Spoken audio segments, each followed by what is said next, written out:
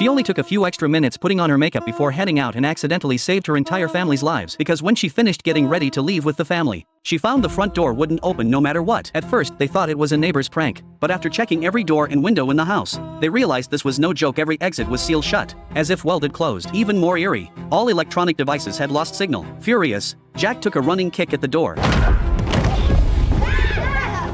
He never expected the wooden door to come out completely unscathed while he was thrown backward onto the floor. Undeterred, he grabbed a crowbar and smashed it against the glass. The window cracked into a spiderweb of fractures, but it still wouldn't open. Before they could react, a mysterious liquid began flowing across the glass, healing it automatically. No matter how hard Jack punched and kicked, he couldn't budge a single door or window. It was as if some unseen force had trapped them inside. Just as the family was trying to make sense of it all, they realized they weren't the only ones trapped. Neighbors all around were in the same situation, with no signal. Their only hope was the female neighbor who'd been out running errands. When she heard what was happening, she sprinted straight for the police station. Everyone thought rescue was finally on the way. While they waited, neighbors passed notes back and forth, speculating about what was going on. Some guessed it was a new military weapon. Others were convinced aliens were behind it. But the family didn't overthink it. They believed once their neighbor brought back help, everything would become clear. But they waited well past midnight, and not only did no rescue show up, the neighbor who'd gone for help never came back either. That's when Jack finally understood how serious this was. To break free, he grabbed a drill and started attacking the lock. He broke several drill bits without success, and the hole he'd managed to drill was quickly filled and repaired by that same mysterious liquid. Enraged,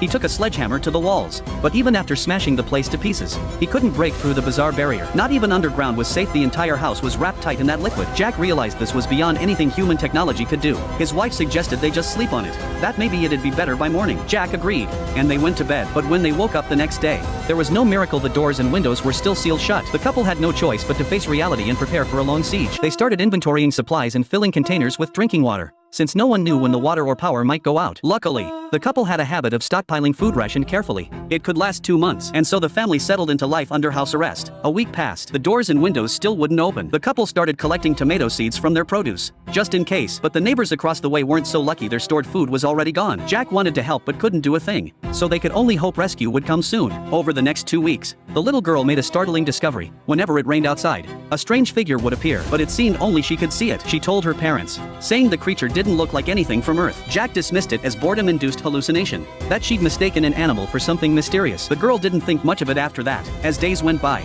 they planted various vegetables from the seeds they'd saved, but the neighbors around them were faring horribly with food completely gone. Hunger had driven them to turn on their own family members. To spare the children from trauma, Jack carried them back to their room. The couple's heart sank at the sight. Then that very night, a torrential storm hit. Someone began frantically pounding on their door. It was the female neighbor who'd gone for help, but she looked completely deranged, screaming that there were monsters outside, that everyone out there was dead, that no one was coming to save them. She begged Jack's family to let her in, but there was nothing they could do.